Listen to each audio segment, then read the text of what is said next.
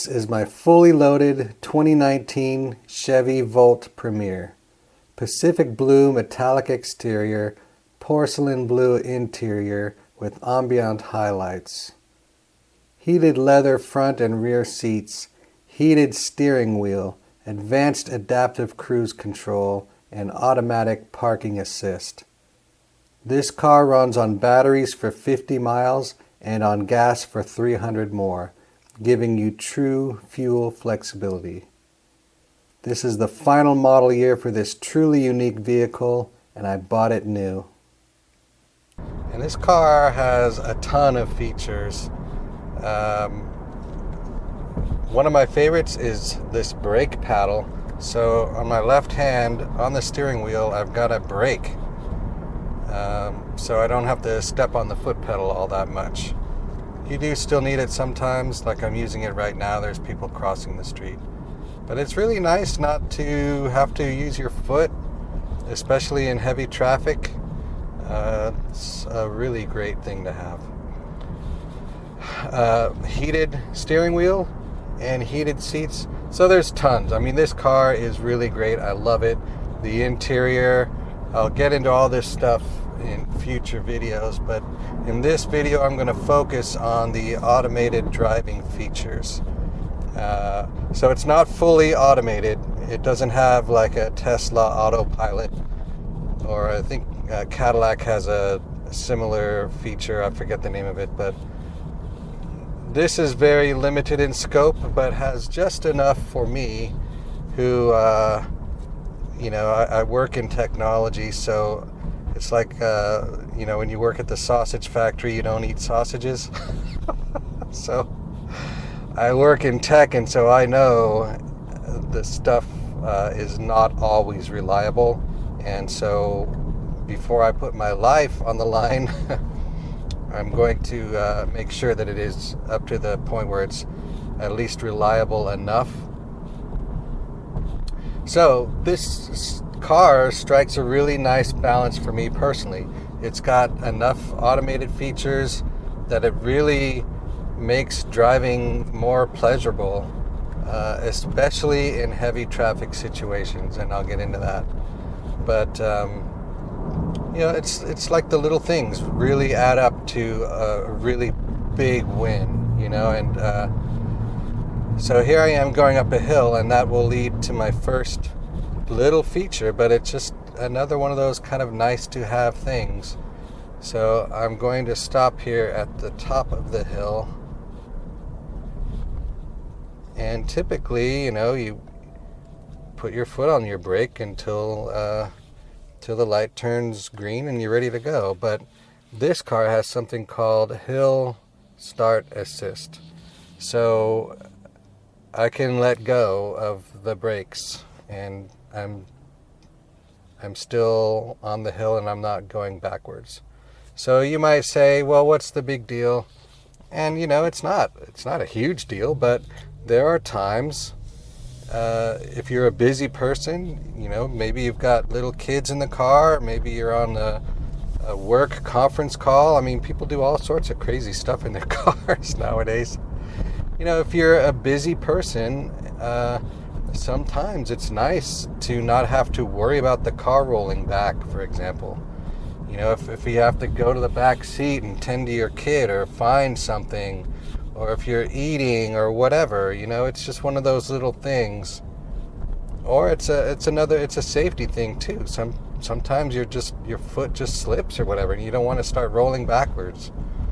So, it's just one of those little nice things to have. So that's the first feature, and it's a minor one, but it's nice, and it's there, and it's actually configurable. You can set it so it only lasts for like 3 seconds or something, and so that way it gives you time. I guess if you're elderly or if you've got some issue with your right leg, maybe it takes some time to switch pedals. And so this little 3 seconds it gives you will help you in that regard. So I have set it to like a minute or something. I forget, but it's quite a bit longer than 5 seconds. So I can just sit there at the stop, without my foot on the brake. But it's like all of these features, and I'll get into it, you still have to be aware. You still have to be in control of the car. It's not going to do things for you every time that you want it to. So you have to be alert.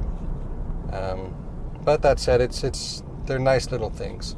So the next thing, it's another little thing, but it's actually saved me a couple of times. It's a safety thing. It's called forward collision alert and forward automated braking. So, here I am going 34 miles an hour, but, where I live in California, and I think it's pretty much this way all over nowadays, everything's just congested. There's a lot of congestion, and like I said earlier, if you're busy, sometimes you just don't see somebody in front of you. This car will detect if it thinks you're going to get into a collision. It will actually, first it will alert you, and it's a startling alert. It's 3 very quick beeps and 3 very bright lights come on, and it will wake you up. If you're if you're dozing off, this thing will wake you up. And so that's the first thing. That's the forward collision alert. If it detects a car stopped, for example, and you're going 30 miles an hour, it's going to alert you. Hey, you're about to crash.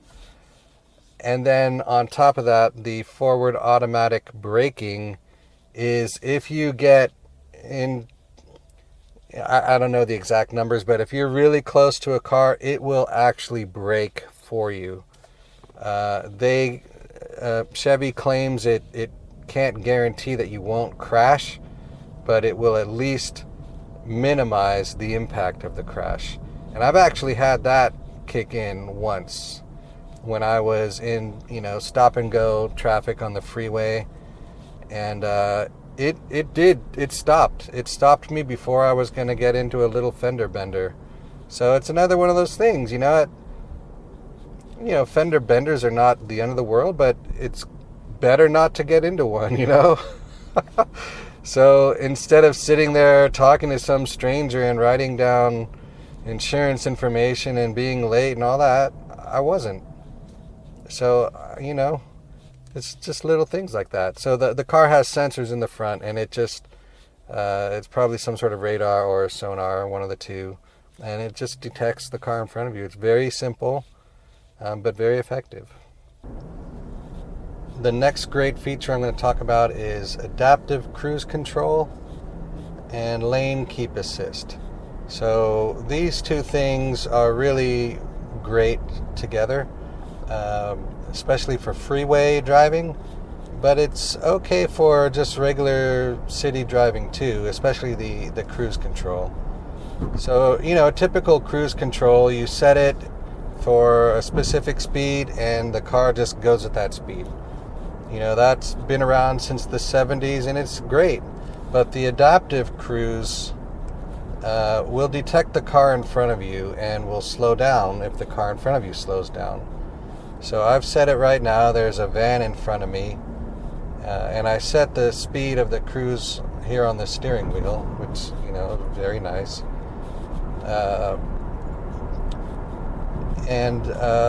So I don't have to worry about either of my pedals at this point. The accelerator or the brake, they're both taken care of. So my right foot is just relaxing. And, in normal driving, it's not such a big deal, but where this really shines is during heavy traffic. Because you're sitting in stop and go traffic, your foot is constantly doing this. And, if you're there for an hour, which, these days, that's not unheard of, or even more, that wears you out, and you'll start feeling it all over your leg and even into your shoulders and everything. So, that feature is really so nice to have during heavy traffic. It changes. It's a life changer. But when I did commute to work, it was brutal in the Lexus. I'm constantly brake, accelerate, and it's brutal. But with this, I mean, it almost was kind of enjoyable. Like the time in the car, well, you're wasting time, but you can you're not totally focused on the cars in front of you anymore because the system takes care of it. And after you've learned to trust it, which I have, you can, your mind can think about other things. You can think about what you're going to do the day or the meeting you're about to go to or whatever. And it really just changes the commuting experience, especially. But just in regular traffic, it's really great too. So it's basically like automated driving. So now I'm going to increase my speed up to 65. And it's the same thing. So it will detect the car in front of you and it will brake as necessary. And that's configurable. You can, the distance that it will start braking you in front, the distance that it detects the car in front of you before it starts braking is configurable. So you can, be more aggressive or you can be more relaxed, whatever you want. And that's on the fly, like I can change it right now over and over and over. It's called the gap adjust, and I can make it whatever I want with the push of a button. It's really great. Now, in addition to this, so now I put the lane keep assist into play also. So now I really don't even have to steer. Now this works best if the lanes are marked, which is typically the case on a freeway, and when you're going on a straight passage. Like I'm on a turn right now, and if I don't do the lane keep assist, it's going to veer. But if you're on a straightaway and you remove your hands, I mean, it will keep you in your lane. And it's another one of those things where you don't want to be hands off the wheel forever. In fact, it will start nagging you, put your hands on the wheel.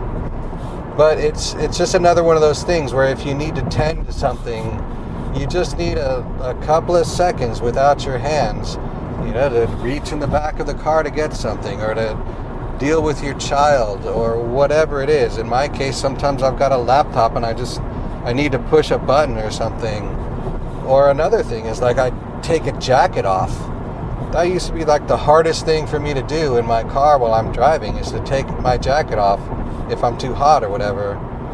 So now with all this automation, I can totally I take off my seatbelt, let go of the wheel for just a couple of seconds while I take off my jacket, and I don't have to worry about it. I'm still paying attention because, the system is not 100% foolproof. So you have to know when you can trust it. So if you're in a straightaway and traffic is relatively predictable, you can do it. The one thing the adaptive cruise control won't do for you, if you're going 65 like I'm going right now, and sometimes the cars, you'll see there's everybody in front of you a little ways down the road is completely stopped, and you're cruising at 65, the adaptive cruise control is not going to work and you will crash. So there are times where you're just going to have to put on the brakes as a normal person would do.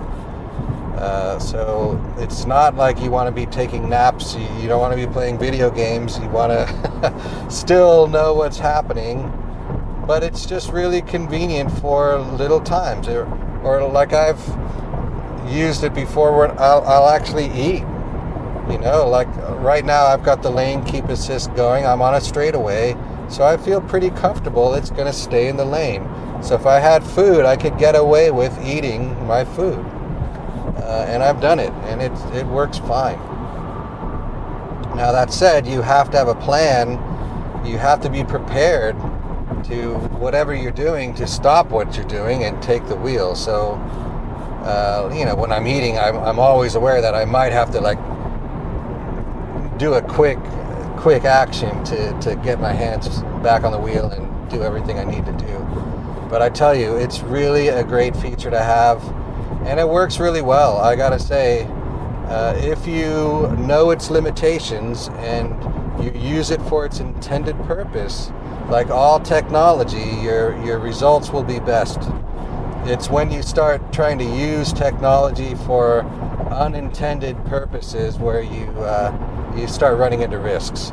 I mean, I'm a technology guy. I get it. Sometimes you can use technology for an unintended purpose and have great results.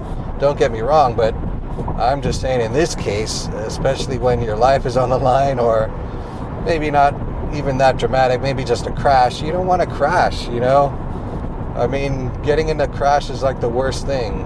And, I don't care how much insurance you have, it's going to be terrible. Getting in a crash is going to be terrible. So whatever you can do to avoid it, should be done. So here I am on a straightaway.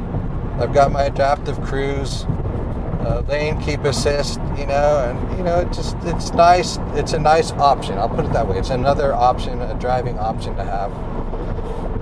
Another good thing is, like, I had used adaptive cruise control on a Lexus. Like, when I'd bring in my 99 Lexus for service, they would give me a loaner, which is always newer. And it would have adaptive cruise control, and I didn't really know much about it, so I wasn't totally sure how it worked. And what I found was it would do a lot of braking that I didn't want. Like, it would detect a car in front of you while you were lane changing, and there was really no worry about crashing, but it would brake, and it was like the most annoying thing. So I'm like always jerking like this. So I quickly found out how to turn it off. But this car, the adaptive cruise, is smarter than that. Now,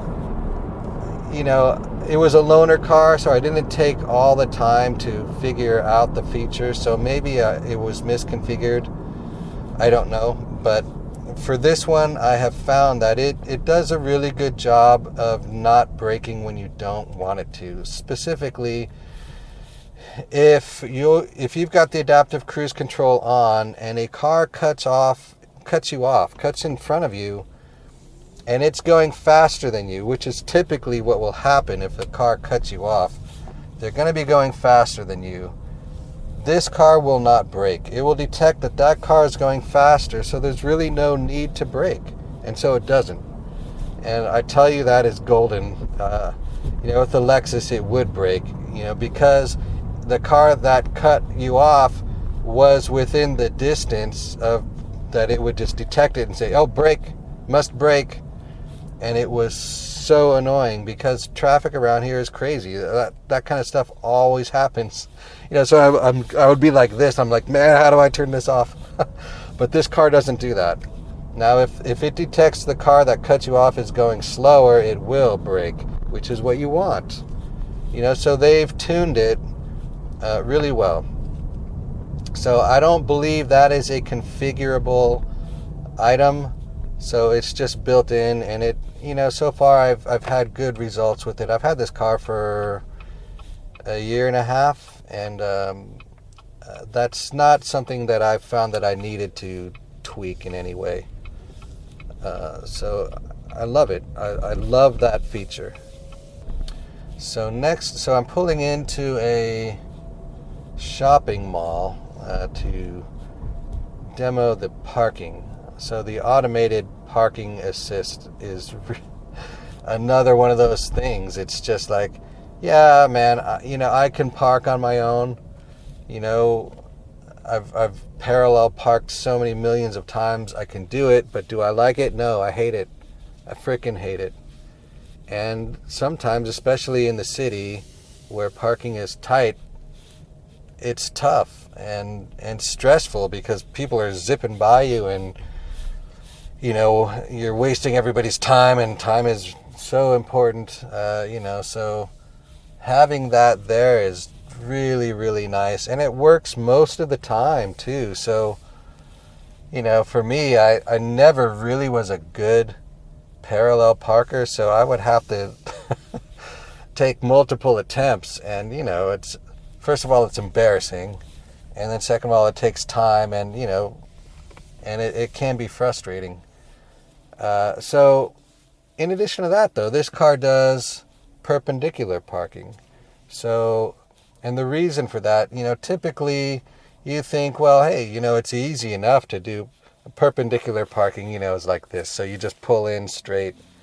And that's typically a very easy thing to do. However, with this car, because it's partially electric, it's called a extended range electric vehicle, typically.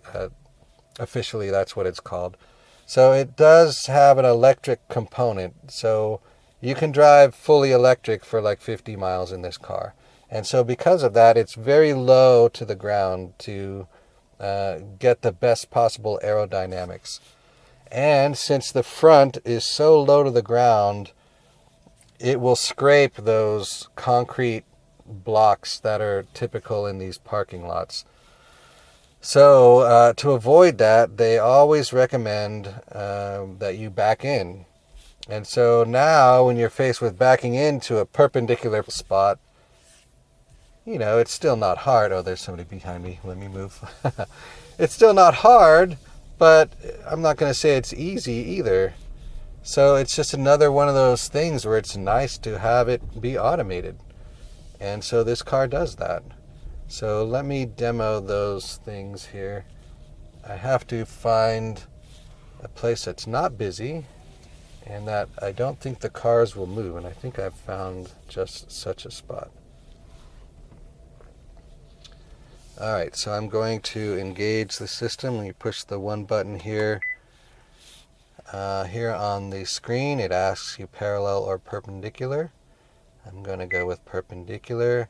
And it asks you to detect whether to park on the right or on the left. So you can choose which side it will detect for you. Now, another thing about this, if the lot is completely empty and you've got, 10 empty spaces, this this won't work for you. So it doesn't work based on the lines. It works based on the other cars. So conversely, if you've got a bunch of cars that have completely ignored the lines, this system will ignore the lines too. It will position you between the cars. It doesn't care at all about any markings on the ground. So you need to know that. So I do know that, and so I am going to try to park right here between these two cars. It says it will detect spots up to like 13 miles an hour. I'm not totally sure what it is. Now it will successfully park you if there's only one car. So it will detect one car and park you just right next to it. So that's a good way to make that other driver unhappy with you, because they'll think, well, why didn't you park in the 90 other spots? Okay, so there, it detected it. It tells me to stop and shift to reverse. So in this case, it detected a car and an island. So it's going to place me between the car and the island, which is great. So here I go. I've got my foot on the brake, but I'm not touching the steering wheel. And I'm watching in the backup camera to make sure it's not going to crash. Because like any automated system, now it's warning me I'm getting close to something, but I'm looking and it's fine. But like any automated system, you can't completely rely on it 100%. Now it's telling me to stop. It thinks it's going to run into that curb. I don't think that it will, but it thinks it will. So it's telling me to drive a little bit forward. And it's steering. It says stop again. Reverse. Again. So you do work the brake, but you don't work the steering. So now it seems to be set, and it's getting me right in there. Now it's warning me about the curb in the back behind me. I don't want to, so it won't stop for you. In other words, it tells you to stop. I'm going to keep going a little bit more because I want to be a little bit further in. and I can see how far I am, and I'm good. There's the car right next to me. Did a great job. So it's just one of those things. And I did it slow because I'm doing this demo, but you can do it quite a bit faster, which is key if it's a crowded parking lot. You don't want to be taking forever, especially if you're backing up, and somebody comes up behind you. They're going to say, "Why are you backing in, you jerk?" Not knowing that I have to back in because of the nature of this car. They'll just think you're a jerk for some reason. You're backing in. At least that's what I used to think. So that's it. So that was the perpendicular parking.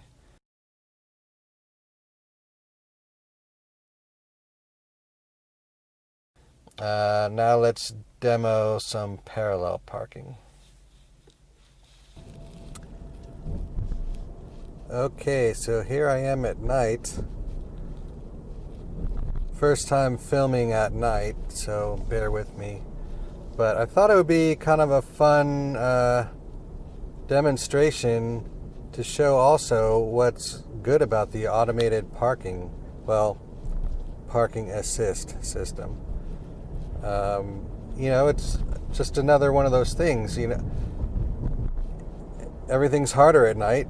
I'm also going to find a hill, so doing a parallel park at night on a hill. I wish it was raining. It's not, but I know that the system works in the rain, so it just shows the benefit of it. So I thought that'd be a fun test. So I've got just the right spot for this, although it's not the best neighborhood in the world, and it is a Saturday night. So I guess we'll see how this goes.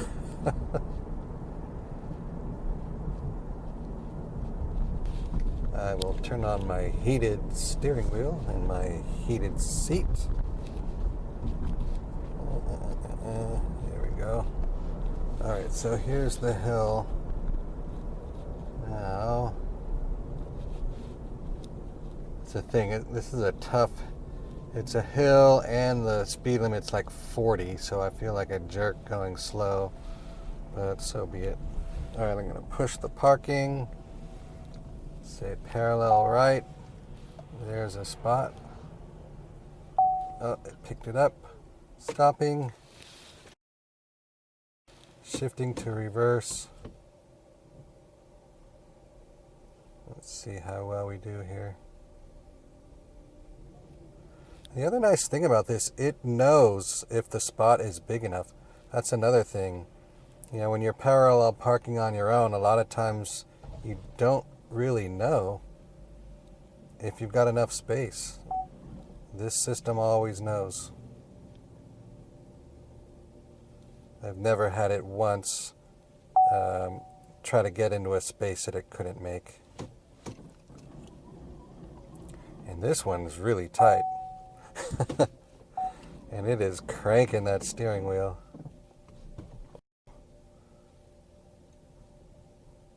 So all I'm doing is the accelerator, the brake, and the gear shift.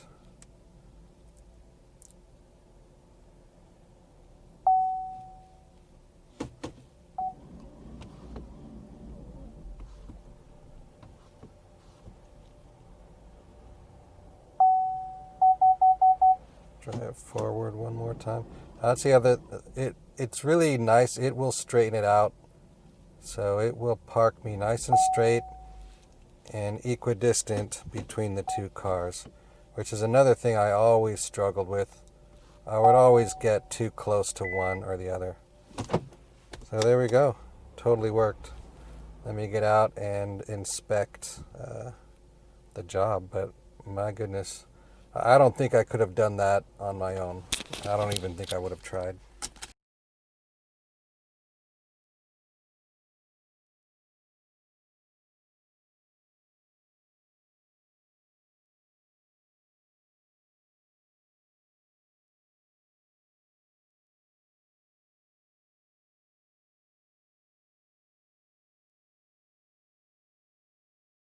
Okay, so that was a cool test, but because it was kind of a sketchy neighborhood and there were people out there, I didn't feel comfortable leaving my camera for the external shots. I thought I'd come to another spot that I know is safe, get some external shots, just what the heck, and show it is a little bit more. So like what I just demoed was slipping in between two cars, which is usually the hardest thing to do, but I will show also that I can slip behind one car or in front of one car. So that's what we will do here. I'll do the same thing. I'm pushing the park button. Park to the right, parallel. And so, there's basically like nobody over here to the side of me. So the system can't detect like unlimited amounts of spots. It has to first see a car to park in reference to. So now there's a car to my right and it can tell that there's a spot behind it. But if there's like a curb and no cars, this system is useless. And frankly, what do you need it for? If there's a huge curb and no cars, it's pretty easy to park in that scenario. I mean, this is easy too, but it's fun and I'm just showing a demo. So I'm on a hill again. It is at night. It's very dark here. And imagine it's raining. You've got screaming kids. So this would just be a nice convenience. So I love it. It is an optional item. I know I paid extra for it, but totally worth it. Okay, so I did a successful park. Awesome. Love this. Okay, so here is where you can configure the hill start assist and the forward collision alert systems. So you go into settings, collision detection systems is where the forward collision system is. And these are your three options: completely off, alert, or alert and brake. And then it gives you a little description. And alert and brake for me is just total life changer. But maybe you don't want it to brake, because if it breaks when you don't want it to, it can be frightening, or I don't know, maybe you have some other reason you just don't want it. Comfort and convenience is where you will find the extended hill start assist configuration. And I have it at extended hold, and if you read down here, it says extended hold works for up to 5 minutes. Standard hold is 3 seconds. So the standard hold is just to give you a little extra time if you're on a really steep hill in San Francisco, or anywhere else. Those hills are brutal. So I love the extended hold. It just gives me extra time to do stuff at a red light instead of just sitting there staring at the car in front of me. So there you have it. Really cool. Love this car.